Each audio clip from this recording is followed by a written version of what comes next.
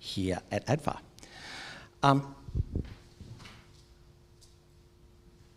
So before we begin, I'd like to acknowledge the original custodians of the land on which we're meeting today, the Ngunnawal people.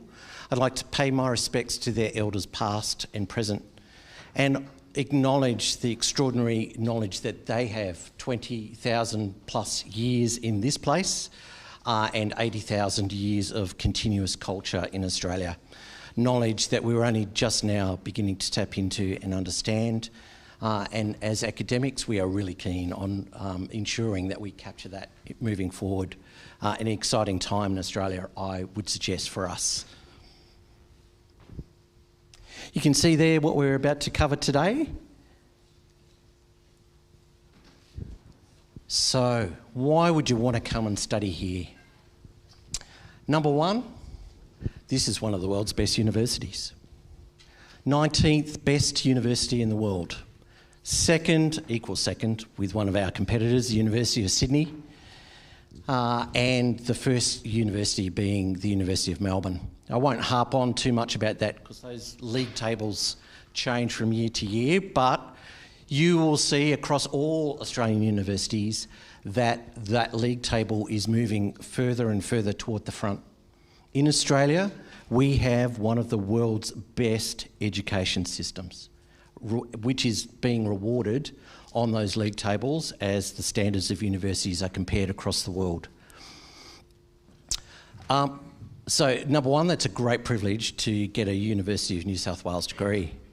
But if you look across the University of New South Wales, this is one of the best places within the university to get a degree. So we'll cover in a minute, the student-teacher ratio is just extraordinary. And we're not the only school here in Canberra that can provide that, but it will give you an insight into the privileges that you have as a result. The university has been teaching with defence for a long time. It says 50 years up there. It's actually 1967. The journey began with defence, and Army and Navy were first cabs off the rank with UNSW. It took Air Force a while to turn up, but they eventually did in 1986 when this institution opened. We are really keen on making sure that people get a quality education. As we'll hear from the students in a little bit, you're going to be supported through your degree here. If you are struggling in any way, shape or form, we have people that are going to be reaching out to you and assist you on that journey to get the best from your education opportunity. Whether that is numerically struggling with some maths issues, but also perhaps academic writing or something of the sort, right through to your welfare and mental well-being as well.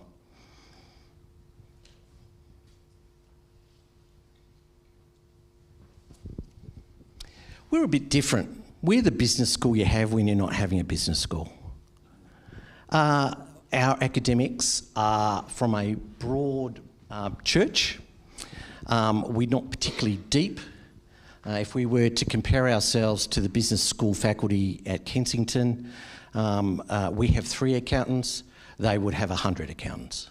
So if you get the gist of what our school is like, but we're quite broad.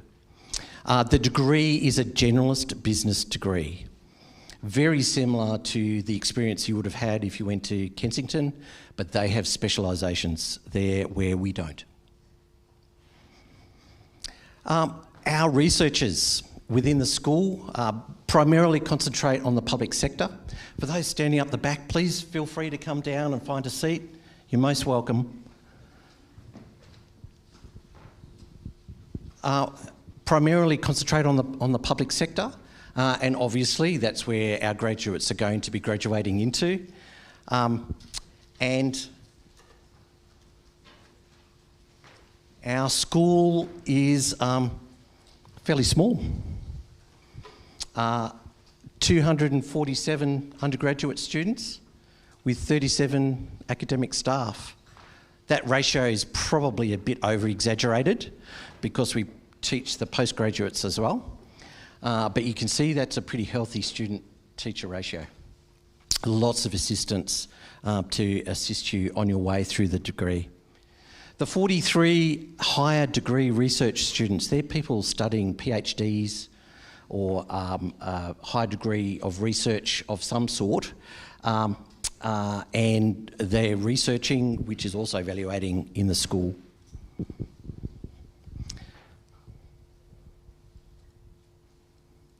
So why would you want to study business? Well, defence is a huge business. 55.7 billion for 24-25.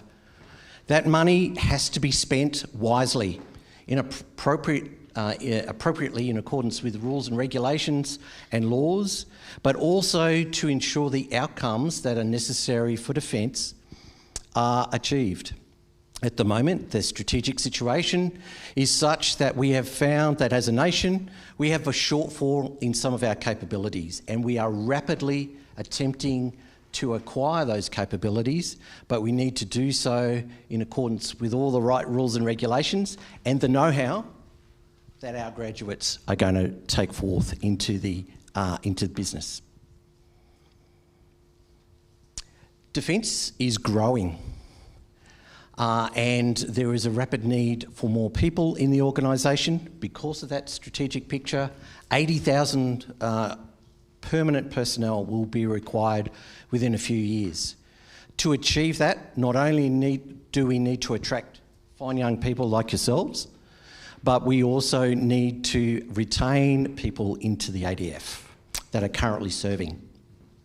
And to do that, we need to have research, good practices, all of which is taught within the degree. So our graduates are going to move into a life where they are doing their absolute best to retain people in the ADF.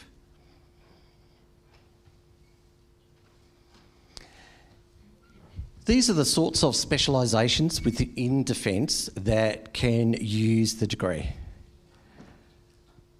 Short of engineering, there's not too many people that don't appear on that list. I had a 32-year career in the ADF. I did a business degree. It served me extraordinarily well. I would also add that that career provided me with a lifelong learning opportunity to the point where not only did I gain an undergraduate degree, but 2 master's degrees and a PhD. And now I have the opportunity to teach back to the same cohort and young, smart people that are following on behind me in the following generations. I would argue that as a junior officer, no matter your specialisation, having a business degree sets you up for success. Generally, everyone's really good at their core skill, right? If you're a warfare officer of some sort, you'll be really good at getting those rounds on target. If you're a logistician, you'll be right at getting the food in the right place and the bombs in the right place at the right time. But colleagues that have done science degrees or arts degrees are not going to have the baseline business school skills that you will gain from this degree. So when the commanding officer says, I need to find out how to fix business problem X, you're going to stand out amongst your colleagues because you'll automatically have the skills there to be able to identify what data's needed, know what needs to be collected from the way of data, analyse it and get a solution, a series of recommendations to command to solve the problem. Streets in front. Later in your career, you're well placed with business skills.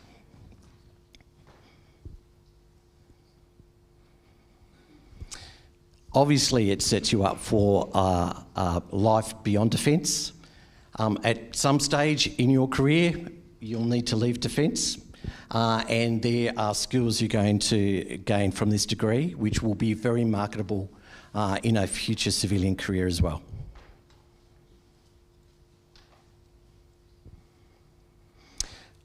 So we aim in our program to make sure that you have lots of business acumen. We want to lay some really solid foundations. We want you to think instinctively, broadly. That's what education is about. It's not about learning a process, it's learning what is behind the process and how that process might be able to be changed to make it more efficient and more effective.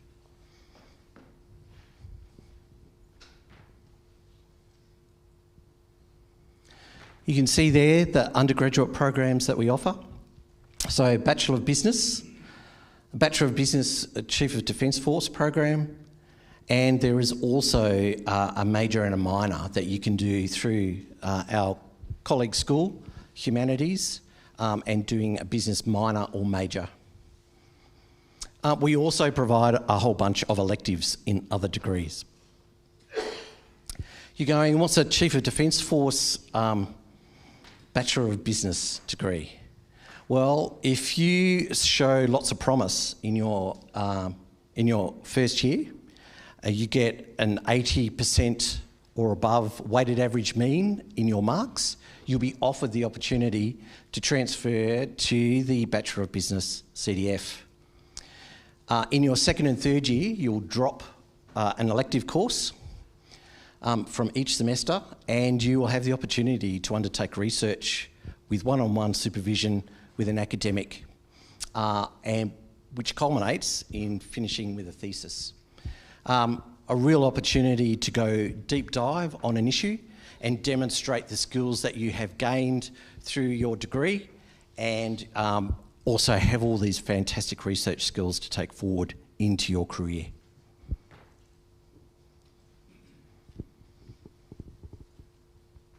I think I've covered that one off.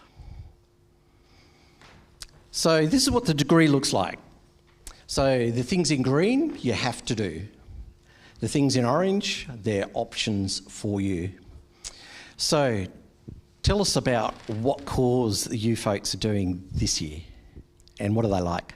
Yeah, so I'm currently in my last year of business, so I'm currently taking Human Resource Management as a core course and leadership as well as a few other subjects, but mainly those core courses like Human Resource Management will give you the fundamentals and basics of how do you, I guess, manage people under yourselves, and especially since we are going to be officers later on, we will be senior, I guess, manager level people, so we need to be able to understand, manage and cooperate with others in our groups as well. So being a first year, I don't get to pick a lot of those cool electives, but I'm currently in my second semester, so I'm doing like organisational behaviour, economics, etc. Organisational behaviour is really good because it talks about like how an individual fits into an organisation and like the ways that you work around that as a manager. Because we do get free electives, I have done an arts elective each semester. So last semester I did IPS or International Political Studies. And this semester I'm doing History 1B, which is all about World War II. So I think it's really great just to give you a little bit of freedom or just a bit of wiggle room around the like hardcore program. Terrific. I didn't ask you before, what are you going to be in your future Air Force career? So I think Sienna already said she's going to be a loggy, and I'm also going to be a logistics officer in the Air Force as well. Oh, there we go. That's three of us. Power to the loggies. Okay, some of the really interesting courses, so capstone, tell us about that. Yeah, so in our third and final year, in your final semester, you'll be taking business capstone. It is a fantastic semester-long project where you have to, work in a team of people. You're given a project that you can choose from. It can either be, future of work, retention, recruiting, change management, which are all fantastic projects that you can work on for the whole semester, right from inception. It's a little bit of project management as well as knowing how to enact a project as well, which is really important considering the space that we're currently in. So you choose a project, you work through it all the way to execution, and then showing it off and displaying it to our defence mentors and our UNSW mentors, and having that all culminate in one big showcase at the end. Where a whole bunch of admirals, generals and air marshals come in and have a look at the work that's been done by these fantastic students. And in past years, we have had some of the project recommendations approved by Defence and included into the policy set to aid in things like retention. So tell me, have you done illicit business? I haven't. No. Okay, so illicit business is a really popular elective that we introduced a couple of years ago. A colleague who has researched illicit businesses that are coming out of South America. You think, oh yeah, what are the ADFA students lined up to do this? Are they all planning on having illicit businesses in their retired life? No, I don't think so. But surprise, surprise, illicit businesses actually use all the same theory that legal businesses do. And what it does is help bring together all the theory that they've learnt throughout their degree and make sense in a different context. Additionally, many of the operations that the ADF undertake are about countering illicit businesses. So they get to learn what it is, the business models and so on that they're attempting to break up through their operations. Managing people in developing countries, again, you're going to get exposure to what it's like managing diverse groups of people. And in your ADF careers, you're going to be working with first of all, Defence Force people from other nations, so different cultural contexts. You're also going to be working with people across other services as well. And whether we like it or not, there are different cultures within each of those services too. So learning about differences and understanding how each other operate and what our motivations are can greatly assist Defence to achieve its mission. You can see there that we do leadership in the degree. So how does that differ from the leadership that you learn as part of your training? Yeah, so I'm currently taking the course right now in this semester, and a lot of the military training that you will receive will focus on personal development and leadership in a military context.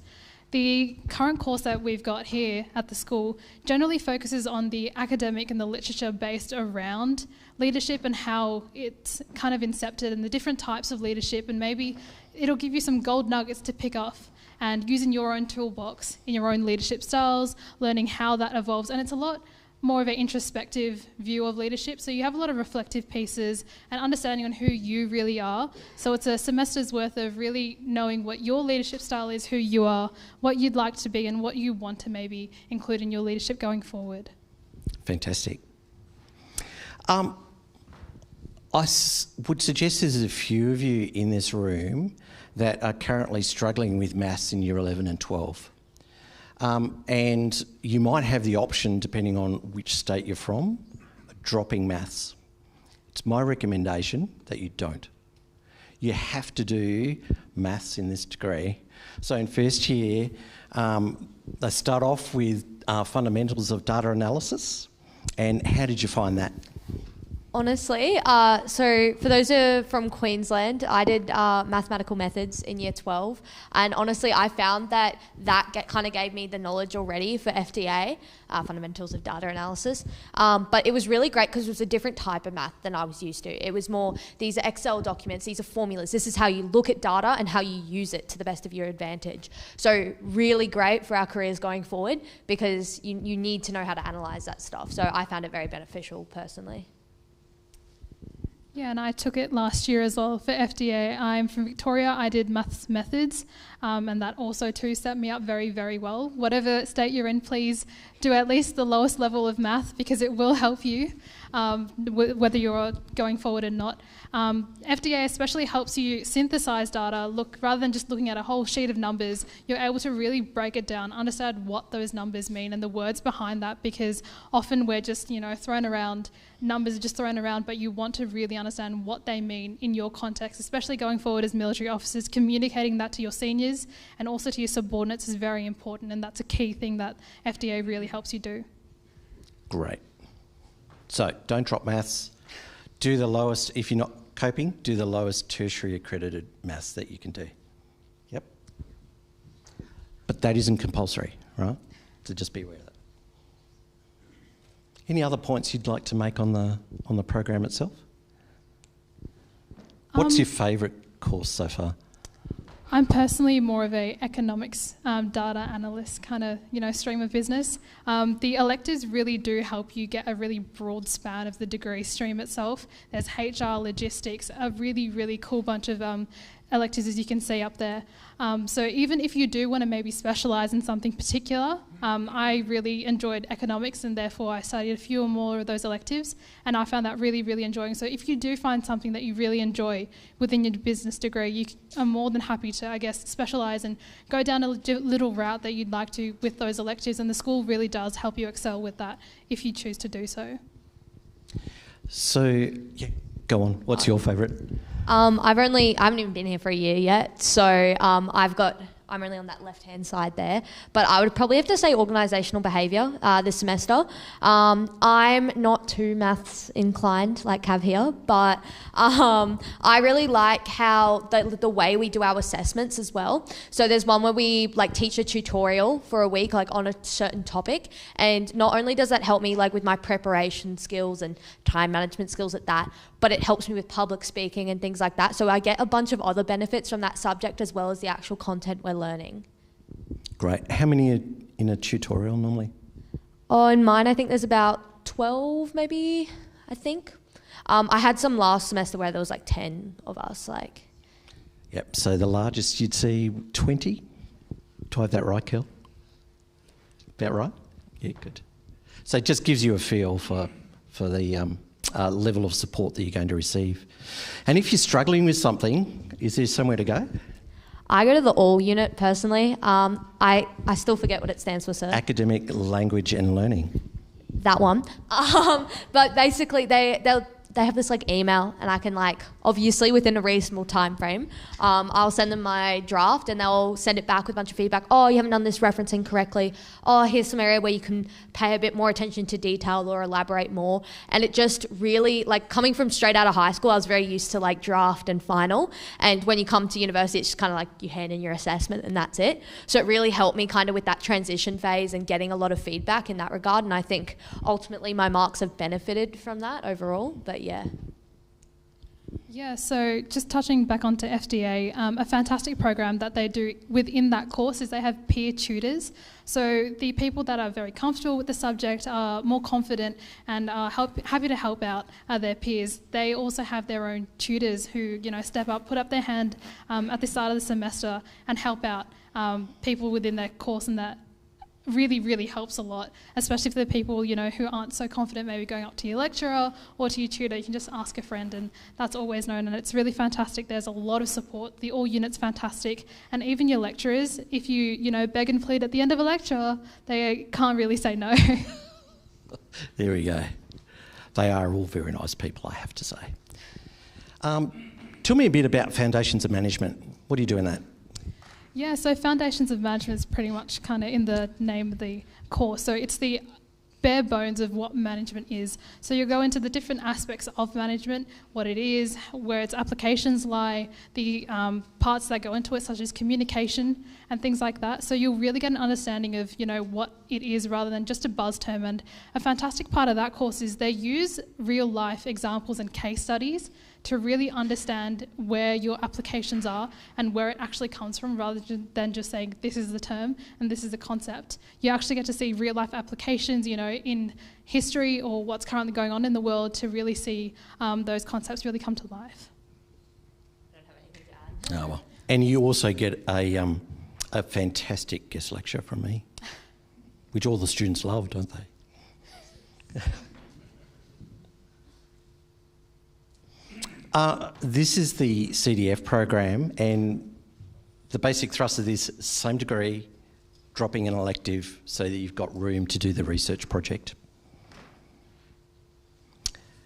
Takes up a lot of time if you're going to take it on, and there is, if you're going to go straight to the CDF program, you need a 95 ATAR, but there's the option, if you perform well in the degree, with that 80% plus WAM, you'll be invited if you wish to participate. And there is also the option of undertaking the business major under the Bachelor of Arts degree, and or a minor Likewise, many of the electives that are available in-house, some of the political ones that we've already heard about today, are available to you as electives within the business degree as well. Okay, so 3-year degree, you have to be a member of the ADF to undertake this degree. You need to complete 144 units of credit. Expectations on workload is that for every 6 units of credit, which is a standard course, we would expect 10 hours a week level of effort. Is that reality? Be truthful, it's okay. It depends on how many assessments you've got. It depends on maybe which ones you'd want to put a little bit, more time. And depends on your own personal, workload and your schedule at that time. You may have things on, you may not. So it's, just prioritising what yourself and, making sure you're okay is really, really key. In first semester, I found that I had to put in a lot more hours towards the end of the semester or over the mid-semester break, just because there was essays, things like that. And the more time you put into the assessment, the better mark you're going to get. So yes, you can maybe do something the night before, like some people may leave it to, but you're not going to get a good mark and you might just be scraping through. So the more time I feel like I put into something, the better I perform, and I've just tried to continue that, I guess. Yep, great. Now, how much time do you have by comparison to your colleagues that are doing engineering? So I have 12 contact hours a week and no classes on Fridays currently, which is really great. The engineers, meanwhile, are crying in our common room. No, it's very much, you have a lot more time to be flexible and do other things, but that's going to the gym or going for a run, or maybe you want to spend a bit more time on an assignment, which you can do during the workday rather than staying up late at night to do that. So I think that's really great personally. It just gives you a lot more flexibility with the rest of the life that comes with ADFA. Yeah, and also on top of that, we are in communal living. So whether you have leadership appointments once you get to 3rd year or even 2nd year, you can put that time aside to commit to those things. So yes, you do have your academic time here, but you also have your military career to also focus on. So that's wonderful opportunities that you can take up, like mentoring and being a part of, one of our fantastic social clubs that we've got as well, and our sports clubs too. So you can put plenty of time into that as well. Great. Do you have any comments on that slide? And, is the workload roughly equivalent as you proceed through the degree?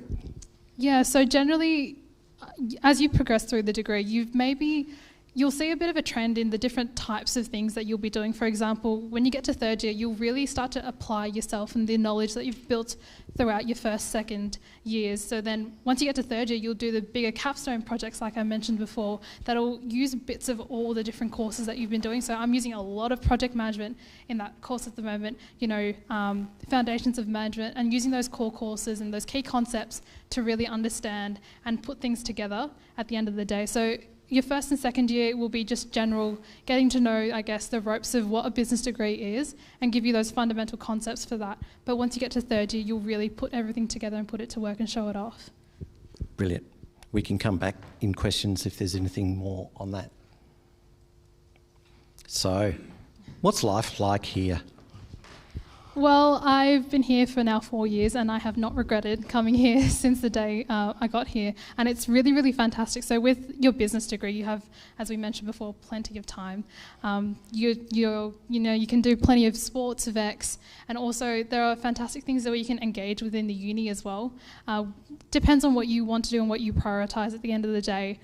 You can be as involved as you want within your school. So we've got student staff liaison committees that you can be a part of and put your hands up to really commit to your learning and be a part of that change if you do want that as well. And that's something you can take in your own time. But there's a lot of scope to do, your own thing and be your own person, as well as, being a training officer and being a School of Business student as well.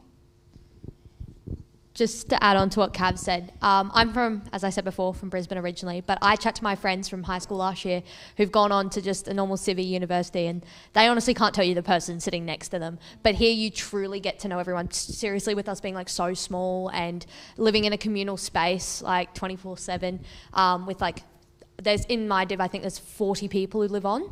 41 if you include Cav, we're same division, but yeah, like it's great. You get to know everyone. Everyone has their strengths and weaknesses, and you really just get to work well as a team, which I think is really effective for when you go into your jobs later in life, into the military. So yeah. Great. Now, you don't have to answer this question, personal one, but how much money do you earn? So I'm the typical like straight out of high school, first year here. So I can't remember how much is a year, but after deductions, which I'll touch on shortly, I think my bank account every fortnight is $1,300 roughly, which is really good for someone straight out of high school. And that's after they've already taken money out for our meals, like 3 meals a day, 7 days a week, our utilities, our rent, essentially, for where we live. And it's really, like, cheap. So I think we pay, like, $200 in mess meals, like, in deductions, or a little bit more than that, maybe. But that's like $3-4 a meal, I think. I'm not good at math, I don't know.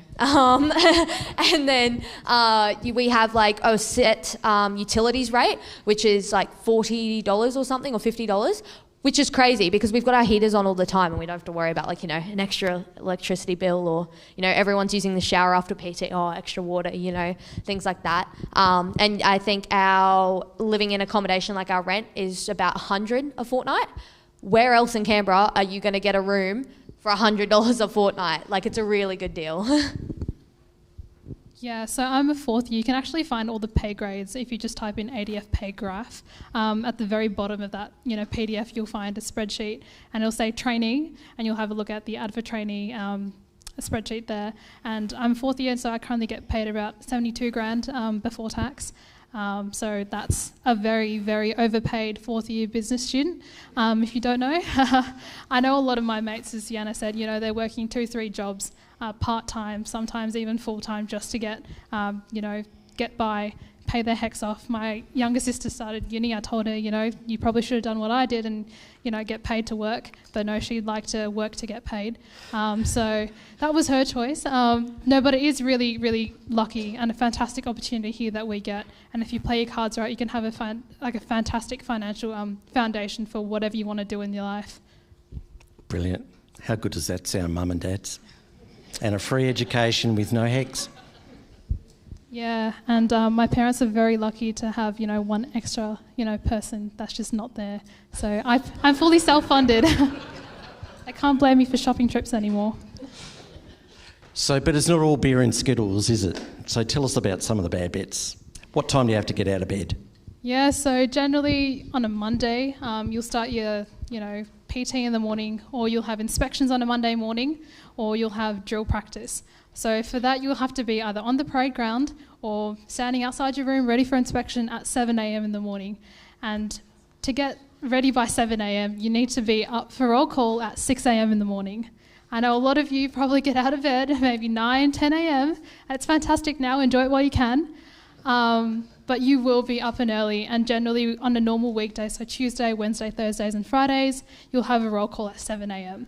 I personally was the kind of person who'd like to be dressed and ready by 7 a.m, so I usually get up an hour before the roll call timing, but some say I'm a morning person, but you do become a morning person once you get to the academy. You don't really have a choice. Like, even just, you know, everyone thinks they get their, you know, weekends would do whatever they want, which majority of the time is true, but sometimes you'll have things like vax parades, especially for year ones like me. So I think it's been like 4 weekends, maybe 5 this year so far, where we've literally just had to be up in our PT1 alpha gear, so all the like the whole get up, and go to the health centre and just get stabbed with a bunch of vaccines. So it's a really great way to spend your Saturday morning, and then you go play like a netball game or something after and your arm's all dead. Really fun. But yeah, no, it's probably the only negatives I can really think of. Yeah, free health and dental, but yes, it comes with some some other bad benefits. Okay, and life on campus. So we've spoken a lot about the education, but, you know, tell us about pizza days, other stuff that we do on campus. Oh, who can say no on the UNSW side of the campus? Yeah, who can say no to free pizza, especially when you're a starving business student working so hard. The business school is kind of small, but we do have a very big heart, and we're trying to get out there more. There's a lot of the business students floating around, and our general culture is that we're not engineers, which is a great thing to be. So we have a lot of that, and our culture is growing, and you get in what you put in as well. So you get out as much as you put in, and that's the most important thing. So if you really want to, get in there, do your degree, get really into it, learn heaps, you have that freedom to do that. And if you also just want to, learn a few things, see where your life takes you, that's also okay. Brilliant. UNSW is always giving out free stuff. I'm not kidding. I think around Easter I tried 4 different flavors of hot cross buns, or they have sometimes you'll be walking past a stall they've set up and they're giving out fairy floss and popcorn, or they've got 500 donuts or something. So would recommend, but if you're on your way to a tute, bring one for your tutor. That's all I can say. Brilliant. Some of the other initiatives we have during the study week, we have gelato van turn up. So just dragging people out of their rooms for a bit and just chill, it's not all about exams. They're important, but, a bit of work-life balance and just being able to chill over a gelato helps ease some of the tension that's going on. And do you guys use the library much? Oh, yeah. It's very quiet. Sometimes you just need a quiet place because, when there are 40 people in your building, it sometimes might get a little loud and you can't sleep it and you can't do your assignment. So you sometimes just need a quiet space just to collect your thoughts. You can hook your laptop up to a monitor, have a dual screen, crazy, mad setup going on. You've got research on one page, the essay on another, and you're good to go for the night. You can crank out as many words as you need to. But it is a great space, and also the resources at the library, whether it's in person and in books or the online services, also really, really great and really, really helpful when it comes to assessments and things like that. So it's super useful, and you do spend quite a bit of time in there. Yeah, nothing else to add. Great. And I have to say, the librarians are some of my favourite people on campus. They're just so helpful.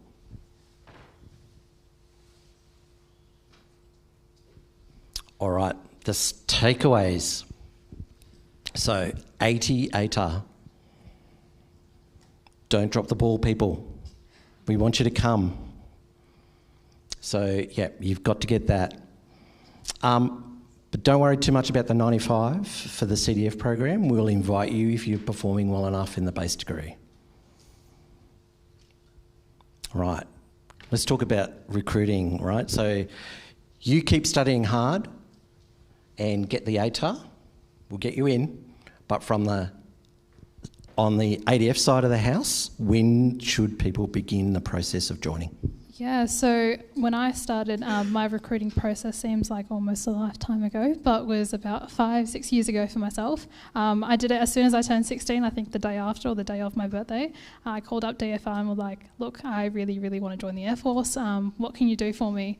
And as long as you're in high school, focus on your academics is absolutely, but also make sure you're a really holistic person. So do things outside of just studying. Play a sport if you play one. Keep on doing that. If you want to, do a social club or do debating, public speaking, also be a part of that. Community service as well. It's highly overlooked, but that's a great opportunity where you can do that as well. And also do things that develop your leadership, whether you're a school captain or doing something within your smaller community. Maintain that, because ADFA wants to see really holistic people that can both do academic studies and are capable of managing and balancing their time to still be an officer at the end of the day. Because when we leave here, our jobs are going to require not just intellectual ability, but also time management and leadership. And you need to be able to take care of yourself and manage yourself before you can take care of others. So that's essentially how they assess you, based on what you do, how you manage your time, how you allocate your time, and your academics will ultimately show how you perform with your workload as well. So that's a really, really important part to focus on when you're coming into ADFA. Just one more thing to add to what Cav said, but the reason they tell you to apply when you're 16 or recommend year 11 is because when you first apply, there's something called an aptitude test. Has anyone started that yet? Yeah? So if you've seen it, there's a bunch of classes that you need to unlock. I think officer non-aviation is class C. But the reason they tell you to do that is because if in year 11 you don't do so well and maybe don't unlock the class that you want, you have 6 months and then you can resit it. And that doesn't affect that kind of 12 months that it mentions up there from the start of year 12 to appointment after year 12. So keep that in mind, and if you don't do too well the first time, you've got 6 months to resit it. And a lot of people ask, I had this in the last session, should you study for it?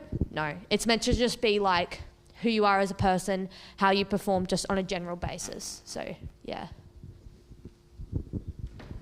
Great. Questions? Yes. A couple about the CDF program. Is the jump-on point essentially at the end of the first year? That's correct, yeah. So the question for those online was, where's the jump-on point for the CDF program? It's at the beginning of second year. You start that process and you're invited through first year. What would you say is the ultimate advantage of that, working through that? I'm going to get these guys to talk through that. Yeah, so I'm not in the CDF program myself, but I do know of people who are. Your CDF program, since it is really research focused, and if you do want to do further studies and postgraduate straight off the bat of doing your bachelor's, that really sets you up super, super well to do an honours, master's straight off the bat of that, and really gets those skills honed in your bachelor's rather than having to wait for your master's and your PhD or an honours to do that. Yeah. I would also suggest it looks pretty good in a career dossier as well, the fact that you've graduated from that program rather than the regular one. Yes, up the back there. For those online, what were the Year 11 and 12 subjects that were really helpful? Yeah, so I was from Victoria and I did a really, really crazy blend of subjects, maths, science, and, I did law, which was fantastic because legal studies helped me with my first year, a business law course. That was super helpful. It's not a must. These are all just recommendations, obviously, because there aren't really many prerequisites. But if you do economics, accounting usually stumps people in their first year. So if you do accounting, that'll set you up really, really well in first year because it is a course that a lot of people struggle with. Economics as well, and maths, like your fundamental, just your lowest grade math, just keep in touch with that. Anything else, like if you do business studies or business management of any sort, keep to that as well. That can really, really help you and give you those foundation concepts to go into your business degree too. Yeah. Lady up the back.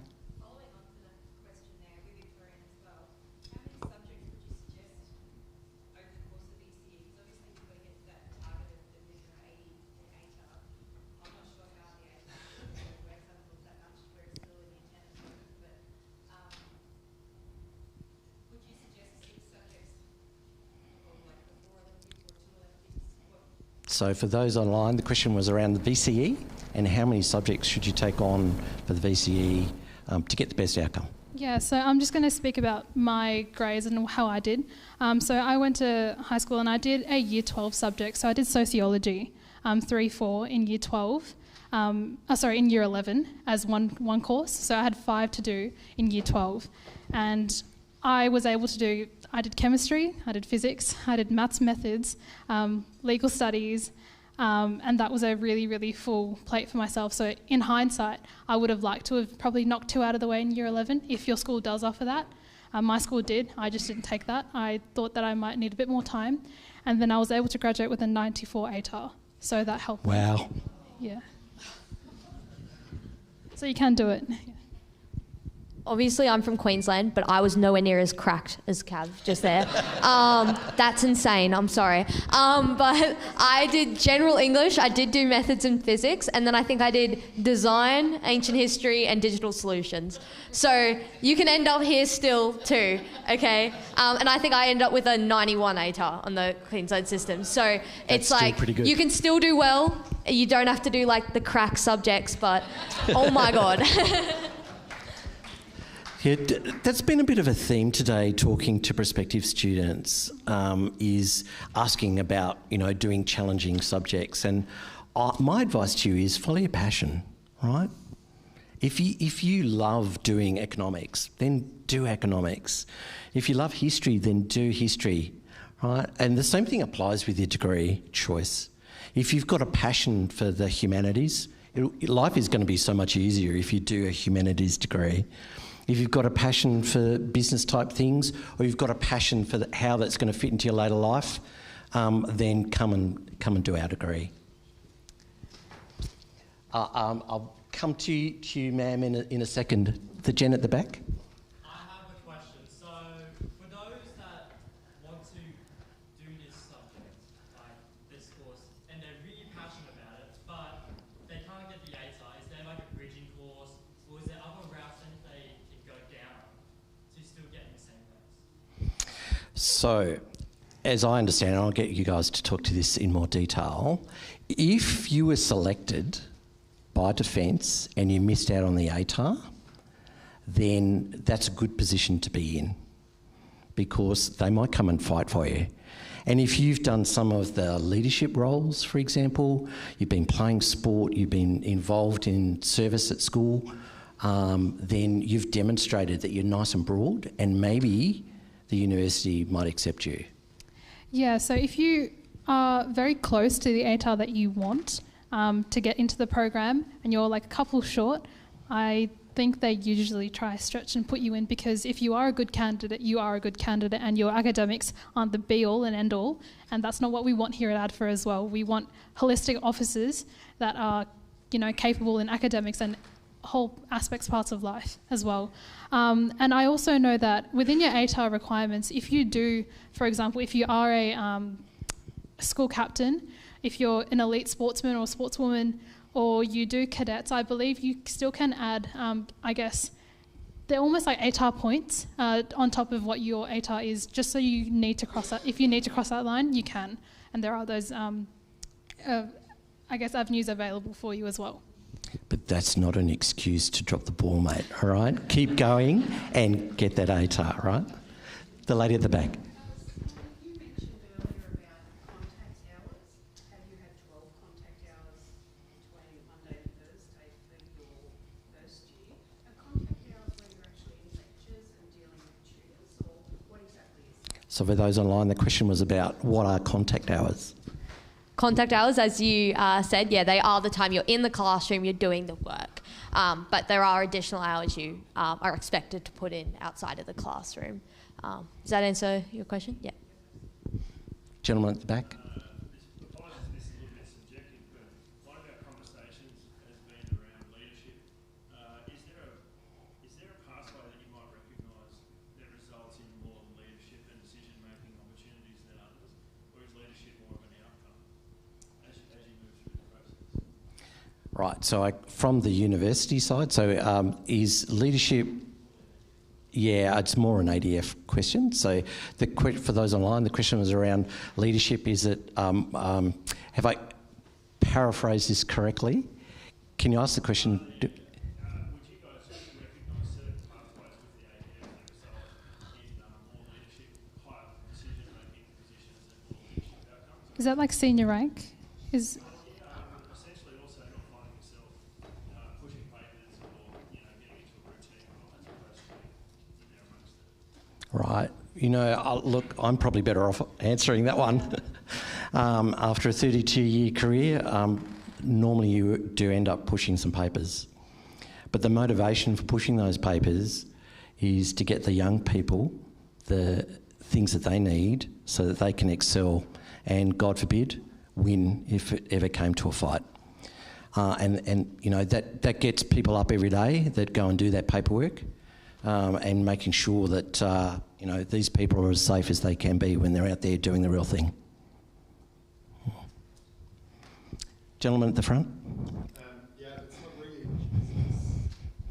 this question, but I was wondering, how did you guys think about this topic of danger and having to go to a war zone?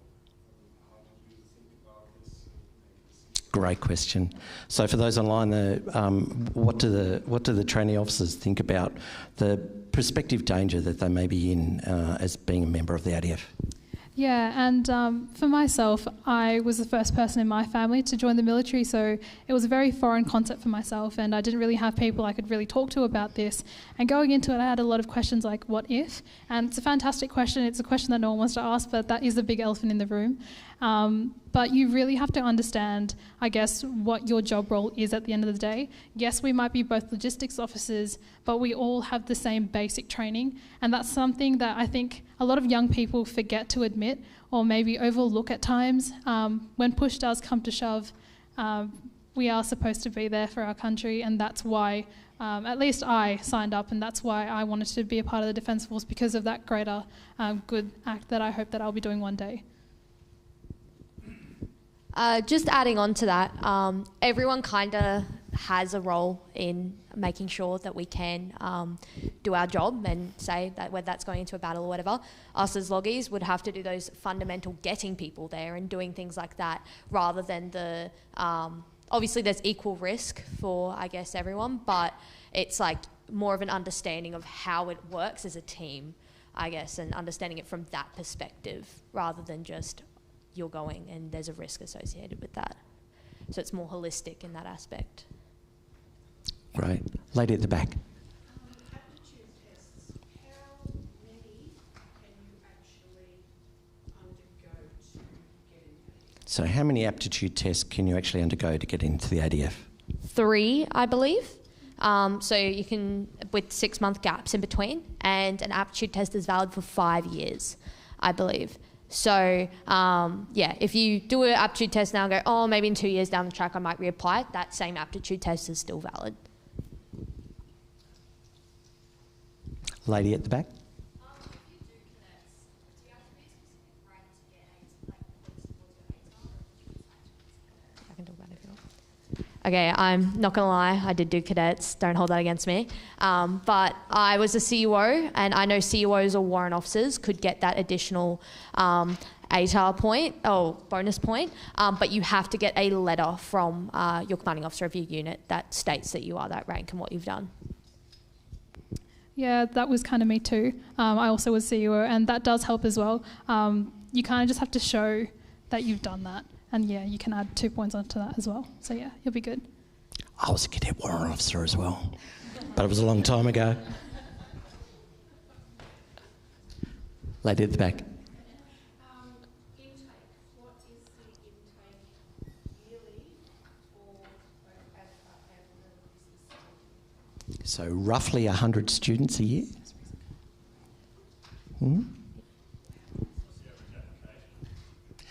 So I can't comment on that. I can just comment on the UNSW side.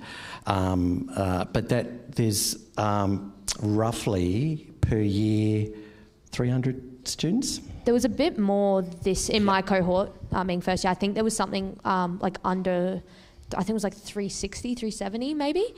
So we're the biggest cohort to exist, and they're trying to push that, especially they're reshuffling accommodation soon around ADFA, like knocking down all our old accommodation, building new ones that can house roughly 300 to 350 more students each year. So we're trying to increase the amount per year.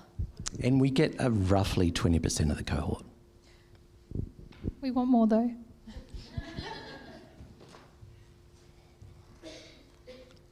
Ladies and gentlemen, thank you so much. We'll be down here for a few minutes. Thanks so much.